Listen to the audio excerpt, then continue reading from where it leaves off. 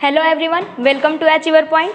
आज का टॉपिक है हम लोग का मेंस्ट्रुअल साइकिल, जिसे पीरियड्स, मासिक चक्र, रज्जोधर्म या माहवारी के नाम से भी जानते हैं। चलिए स्टार्ट करते हैं। ओवम वक्त के साथ मैच्योर होता है दोनों में से किसी एक अंडाशय या एक ओवरी में। दोनों एक साथ काम नहीं करता। अगर ये जनवरी में काम कर रहा है तो ये फरवरी में, ये मार्च में तो ये अप्रैल में, दोनों एक साथ काम नहीं करते। यहाँ से ओव्यूलेशन के बाद ये पहुँचती है फैलोपियन नलिका में। यहाँ पे अगर इसे स्पर्म मिल जाता है तो यहाँ पे फर्टिलाइज कर लेंगे और उसी दरमियान जो यूट्रस है, गर्भाशय है, वो प्रेगनेंसी की तैयारी में जुड़ जाती है और इस युग्मनज के लिए बहुत ही मुलायम कोशिकाएं बनाने लगती हैं। फिर यहाँ से यूट्रस मुलायम कोशिकाएं बनाने लगती है ताकि प्रेगनेंसी के दौरान सब कुछ ठीक रहे। लेकिन जब यहाँ पे इसे स्पर्म नहीं मिलता तब ये अनफर्टिलाइज्ड एग और ये जो टिश्यूज बन रहे हैं, इसका तो कोई आवश्यकता ही नहीं, तो इसका फिर शरीर से बाहर निकालने की ज़रूरत पड़ जाती है। जो हर महीने जो ब्लीडिंग होती है वो यही होती है, जिसे हम पीरियड्स कहते हैं। वो अप्रॉक्स 50 to 65 ml होती है। ये जो ब्लड होता है ये गंदा नहीं होता, बट बॉडी के ब्लड से डिफर होता है क्योंकि इसमें यूट्रिन लाइनिंग प्रेजेंस होती है। पीरियड्स के दौरान कई हार्मोन्स ऊपर नीचे हो रहे होते हैं, जिनमें से मुख्य हैं एस्ट्रोजन,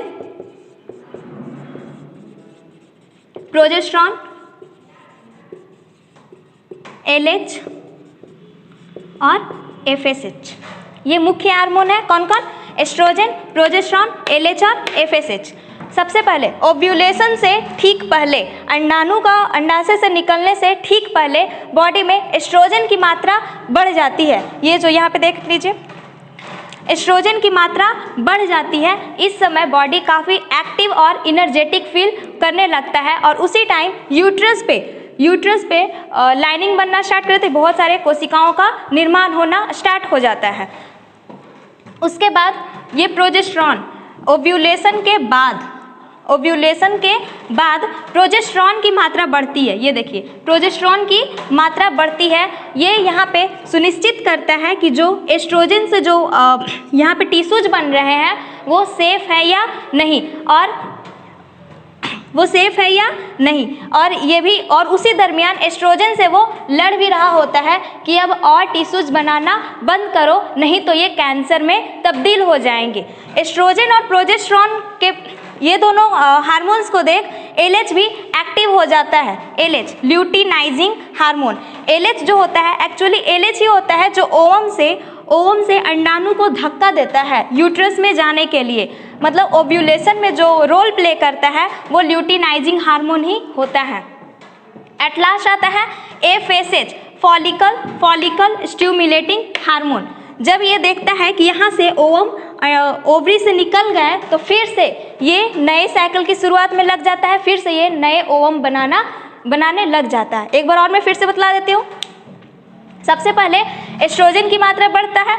एस्ट्रोजन जो यूट्रस पे सॉफ्ट मुलायम कोशिकाएं बनाना स्टार्ट कर देती है ताकि जो युग्मनज हो यहाँ पे 9 मंथ स्टे कर सके, उससे कोई प्रॉब्लम ना हो। उसके बाद फिर प्रोजेस्टेरॉन जो है, एस्ट्रोजन ये जो टिश्यूज बन रहे होते हैं उसको वो देखता है कि वो सेफ है या नहीं, और उसी टाइम वो एस्ट्रोजन से फाइट भी कर रहा होता है कि अब और टिश्यूज बनाना बंद करो, नहीं तो ये कैंसर में तब्दील हो जाएंगे। उसके बाद फिर एलएच ही जो होता है वही ओव्यूलेशन में कार्य करता है, और एट लास्ट एफएसएच, जब ये ओवरी से निकल जाते हैं तब एफएसएच जो है फिर से नए ओवम का बनाने की तैयारी में जुड़ जाता है। हार्मोन्स के इन कॉकटेल के कारण कई सारी महिलाओं को PMS, प्री मेंस्ट्रुअल सिंड्रोम का भी सामना करना पड़ता है, जैसे ब्रेस्ट में दर्द, थकान, irritation. So take care of your daughter, sister during this days. अब देखेंगे, यहाँ पे देखते हैं कि प्रेगनेंसी की जो चांसेस होती है वो पीरियड से के कितने दिन बाद या कितने दिन पहले होती है। तो जो मेंस्ट्रुएशन, इसके भी 4 phase, menstrual cycle, pre ovulation phase, ovulatory phase और पोस्ट ओव्यूलेटरी फेज। मान लिया जाए कि किसी को किसी फीमेल्स में पीरियड्स 1 तारीख को आता है, 1 तारीख को यहाँ पे किसी फीमेल्स में 1 तारीख को ये पीरियड आएगा और वो कितना लगभग 1 से 5 दिन तक रहेगा, जिसे कहेंगे मेंस्ट्रुअल साइकिल। तो 1 से 5 दिन वो उसका तो मेंस्ट्रुअल साइकिल होता है। और जो 6 से जो 13 डे हुआ इसको कहेंगे प्री ओव्यूलेटरी फेज। अगर ये दोनों फेज के दरमियान स्पर्म आ भी जाते हैं तब भी फर्टिलाइजेशन होगा ही नहीं, क्योंकि उस टाइम ओवम निर्माण ही नहीं होता है। अब जो फिर आता है 3rd फेज, ओव्यूलेटरी फेज, जिसे कहते हैं 14th डे। यही होता है ओव्यूलेशन। यहीं पे ओव्यूलेशन कब होता है? 14th पीरियड्स के 14th डे पे। फिर उसके बाद post ovulatory phase 16 to 28th day. अगर ये 2 स्टेज के बीच फर्टिलाइजेशन निषेचन की क्रिया हुई होती है तो प्रेगनेंसी के चांसेस सबसे ज़्यादा होते हैं।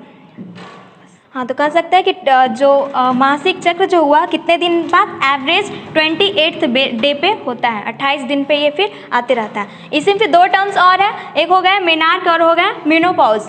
मेनार्क जो फर्स्ट पीरियड्स आता है लगभग 13 से 14 वर्ष की गर्ल्स में, तो उसको कहेंगे मेनार्क, और ये जाकर 45 से 50 वर्ष की महिलाओं में रुक जाता है, जिसे कहेंगे मेनोपॉज, रज्जोनी वृत्ति।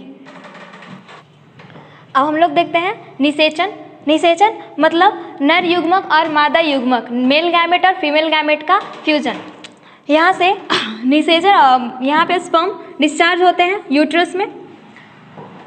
यहाँ पे एक स्पर्म नहीं होते, कई, जैसे 7 ml सीमेन में कितना 20 लाख स्पर्म होते हैं, 20 लाख।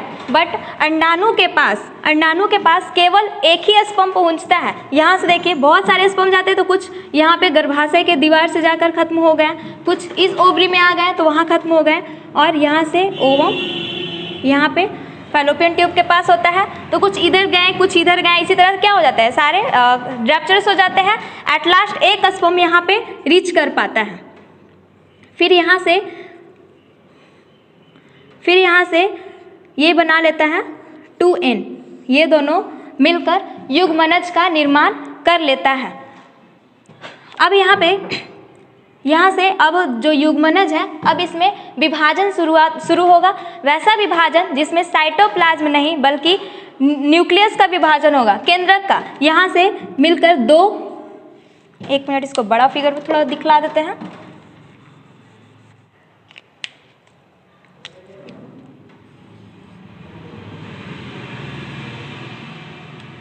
यहाँ पे देखें, ये युग्मनज हो गया। अब युग्मनज में विभाजन शुरू होगा, वैसा विभाजन जिसमें साइटोप्लाज्म का नहीं बल्कि केंद्रक का विभाजन होगा। ये विभाजन होकर 2 सेल्स बनाएंगे, जिसे कहेंगे ब्लास्टोमियर, 2 ब्लास्टोमियर का निर्माण करेंगे। फिर 2 से 4, 4 से 8,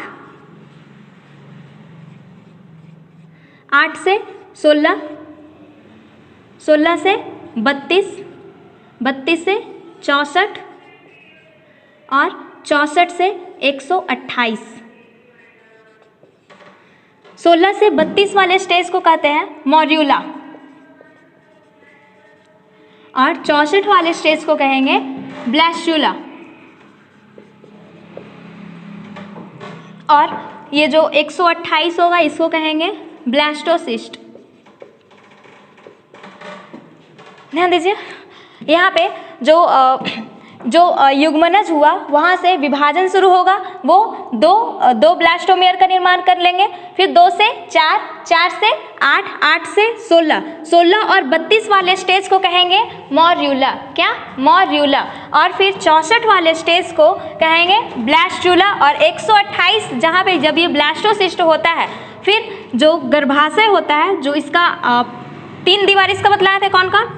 पेरीमेट्रियम, पेरीमेट्रियम, ये हो गया मायोमेट्रियम,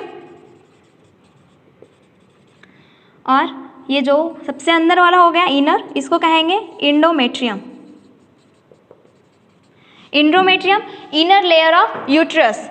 यहाँ से जो ब्लास्टोसिस्ट हो गए वो गर्भाशय के जो इंडोमेट्रियम होगा वहाँ से ये अटैच्ड हो जाएंगे। इसी प्रोसेस को कहेंगे इम्प्लांटेशन। इम्प्लांटेशन जे कहते हैं अंतरोपण या फिर प्रत्यारोपण। ब्लास्टोसिस्ट का गर्भाशय से अटैच्ड होना ही क्या कहलाएगा? इम्प्लांटेशन, अंतरोपण।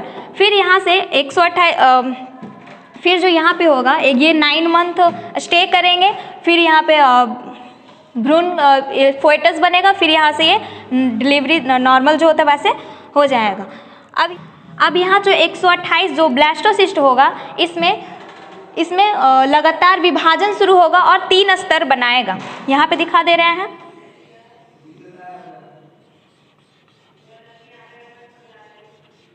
यहाँ से 3 स्तर बनाएगा। एक को कहेंगे एक्टोडर्म, दूसरा मेसोडर्म और एक हो गया इंडोडर्म।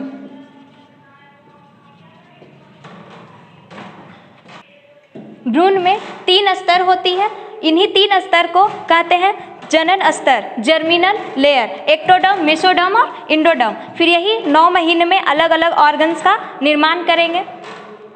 फिर यहाँ से 9 महीना के बाद अगर ये चाइल्ड अगर फीमेल हुई तो ये थोड़ा ज़्यादा अप्रॉक्स 10 डेज ये ज़्यादा टाइम लेगी, बिकॉज उसमें कोशिका का ज़्यादा निर्माण होना होता है। फिर यहाँ से डिलीवरी होगी। इसमें फिर बतलाया था कि मायोमेट्रियम और पेरीमेट्रियम ये इंपॉर्टेंट रोल प्ले करता है। वो क्या करता है? और रिलैक्सिन हार्मोन भी, कौन सा? Relaxin hormone. रिलैक्सिन हार्मोन क्या करता है कि जो बेबीज होते हैं उसके हेड ऊपर की ओर होता है, तो ये रिलैक्सिन हार्मोन ही पूरा मूव कर देता है। और पेरीमेट्रियम और मायोमेट्रियम वो कॉन्ट्रैक्ट और एक्सपैंड, सिकुड़ना और फैलना, जिसके वजह से नॉर्मल डिलीवरी पॉसिबल होती है। तो ठीक है, इस फिगर को याद रखेंगे कि ये स्ट्रक्चर बहुत ही इंपॉर्टेंट है इस चैप्टर का, तो इस चीज़ को याद रखेंगे। और एक चीज़ और, यहाँ पे ये वजाइना और यूट्रस के बीच में एक हाइमेन होती है। ये एक पतली झिल्ली होती है, बहुत ही पतली झिल्ली होती है, कह सकते हैं एक पेपर से भी पतली झिल्ली होती है, जो फिजिकल वर्क जैसे साइकिलिंग, स्विमिंग, बहुत सारे डांसिंग, जिम, जो ये सब के कारण की वजह से नेचुरली वो खुद ब्रेक हो जाता है। तो ये हाइमेन का प्रेजेंस होना या ना होना ये वर्जिनिटी का सूचित नहीं करता। तो आज हम लोग चैप्टर 3 मानव जनन कंप्लीट कर लिए हैं। अब हम लोग जल्द ही अगले क्लास में मिलते हैं नए चैप्टर के साथ। तब तक बने रहिए हमारे चैनल।